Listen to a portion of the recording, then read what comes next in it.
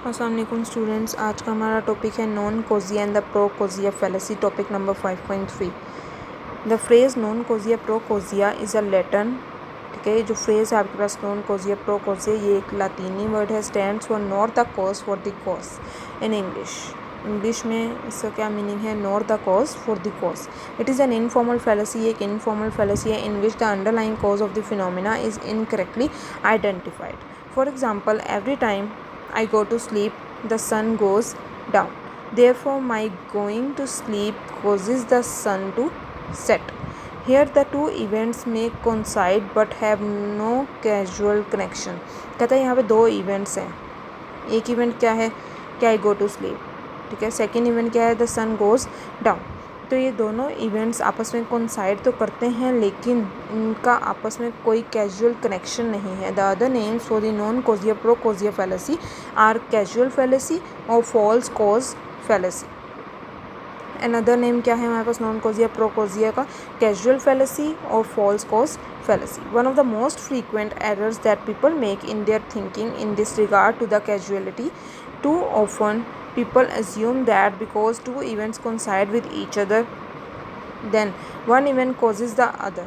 तो कहते हैं अगर तो दो इवेंट्स आपस में कोइंसाइड कर रहे हैं ना, तो लोग क्या कहते हैं कि जी एक इवेंट परफॉर्म हो रहा है दूसरे की वजह से, या दूसरा इवेंट परफॉर्म हो रहा है पहले की वजह से। In real it is not so, लेकिन रियलिटी में ऐसा नहीं है। कहते हैं pro causa non causa is a quite common when media reports on scientific research. A study might report an association between A and B and the media reports that the A causes B. From the above discussion, it can be concluded that the non-causia pro-causia, the argument offers an explanation that confuses correlation between the causalities. One thing is told as the cause of the other. एक thing जो भी बताई जा रही है वो दूसरे की वजह से बताई जा रही है। एज ऑलरेडी टोल्ड, जैसा कि वो बता चुका है, इट इज़ नॉट सच, कि ऐसा नहीं है। अभी हम ऊपर भी ये डिस्कस करके आए हैं कि ऐसा नहीं है। In reality it is not so, there may actual be a connection between the two, but the hypothesis mislocates it connecting the two events wrongly.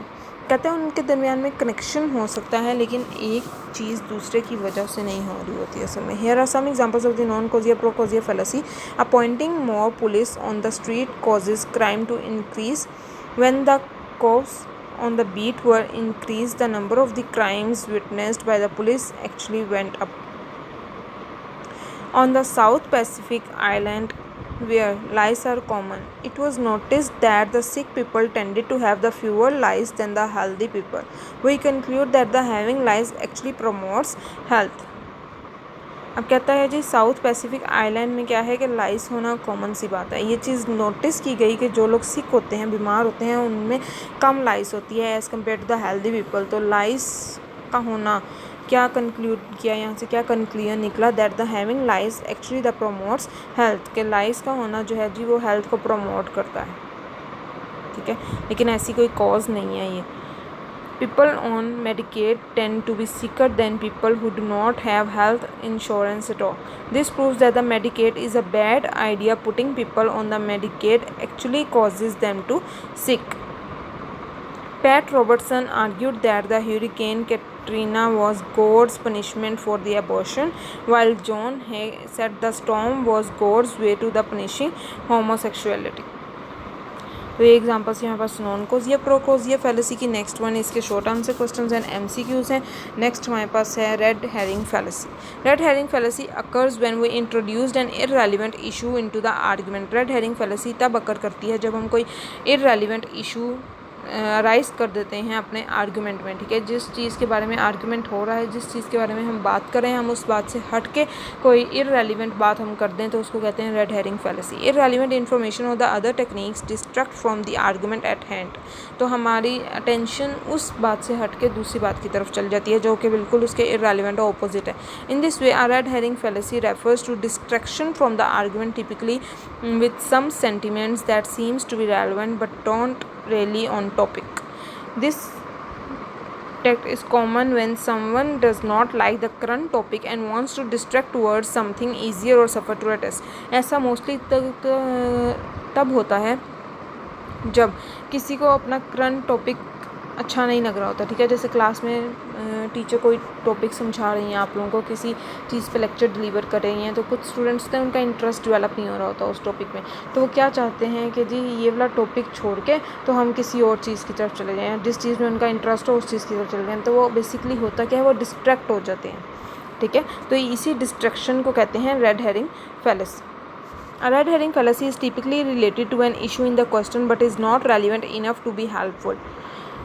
कहता है red herring fallacy typically relate तो करती है एक ऐसे इशू से जो question में है, but is not relevant enough to be helpful, लेकिन वो रेलिवेंट नहीं है इसलिए वो हमारे लिए बिल्कुल भी हेल्पफुल नहीं है। Instead of focusing and clarifying the topic it only confuses and distracts. बजाय इसके कि हम अपने टॉपिक को फोकस करें, उसको क्लैरिफाई करें, टॉपिक को अच्छे से समझें, हम क्या करते हैं सिर्फ और सिर्फ डिस्ट्रैक्ट होते हैं और फिर कंफ्यूज हो जाते हैं। The red herring fallacy can be difficult to identify because it is not always clear how different topics relate with each other. Difficult हो सकती है रेड हेरिंग फैलेसी आइडेंटिफाई करने में, क्यों? क्योंकि it is not always clear how different topics relate with one another, क्योंकि वो इतना ज़्यादा क्लियर कट हमें नहीं बताती कि कौन सा टॉपिक किस टॉपिक के साथ रिलेट कर रहा है। People get easily baffled. A side topic में be use in the relevant way और एन इरेलीवेंट वे। जो साइड टॉपिक है हो सकता है कभी कभी उसको रेलिवेंट वे में भी यूज़ कर लें या फिर उसको इरेलीवेंट वे में यूज़ कर लिया जाए। In big disagreements of our day usually a lot of layers are involve with different waving sub topics about the issue at hand, we can guard against the red herring fallacy by clarifying how our part of the conversation is relevant to the clear topic. The phrase red herring refers to a keepered herring, salted herring fish, which was reddish brown in color and quite pungent. According to the legend, the aroma was so strong and delectable to dogs that it served as a good training device for testing how well a hunting dog could track a scent without getting distracted. अब कहते हैं एक fish है हमारे पास, ठीक है, salted herring fish. उसका क्या है, रेडिश ब्राउन कलर होता है और क्वाइट पंजेंट होती है। उसकी स्मेल या अरोमा उसका बहुत ज़्यादा तेज़ है कि वो जो हमारे पास हंटिंग डॉग्स होते हैं, ठीक है, जो स्मेल करके पहुंच जाते हैं अपनी जगह पे, तो वो विदाउट गेटिंग डिस्ट्रैक्ट हुए बगैर अपनी जगह पे पहुंच सकते हैं या उस स्मेल के पीछे वो लोग जा सकते हैं easily. Dogs are not generally used for hunting fish, ठीक है, बेसिकली डॉग्स को हंटिंग फ़िश के लिए यूज़ नहीं किया जाता। So a red herring is a distraction from the dogs that is supposed to be hunting. In the same way we attempt to distract the audience by introducing some irrelevant points such as this: why we should worry about the endangered animals when thousands of people die in car accidents across the country each year। कहता है कि हम क्यों ऐसे animals से डरते हैं जो हमारे लिए ख़तरा है, ठीक है, जबकि थाउजेंड्स ऑफ पीपल जो हैं वो डाई हो जाते हैं या मर जाते हैं कार एक्सीडेंट्स में around each year, across the country each year. Her country में हर साल देखा जाए तो कितने लोगों की डेथ हो जाती है, फिर भी हम इस चीज़ को मद्देनज़र नहीं रखते और हम उस चीज़ से डर रहे होते हैं जी एंडेंजर्ड एनिमल्स हैं। The talk is about the endangered animals. Above argument is trying to get on to focus on dead people instead of the endangered elements। ऊपर जो भी हमने एग्जांपल डिस्कस की है उसमें कहता है जी endangered animals की बजाय फोकस किस पे होना चाहिए, डेड पीपल्स पे। No doubt the loss of the lives in car accidents is a serious issue, कि जिन लोगों की जान चली जाती है कार एक्सीडेंट्स में वो एक सीरियस इशू है। हाउएवर ताहम this issue is not under the discussion at this time, लेकिन ये बड़ा इशू हमारे पास इस टाइम में अंडर डिस्कशन नहीं है। And it does not lesson the importance of worrying about the endangered animals. The two issues cannot be equated with each other.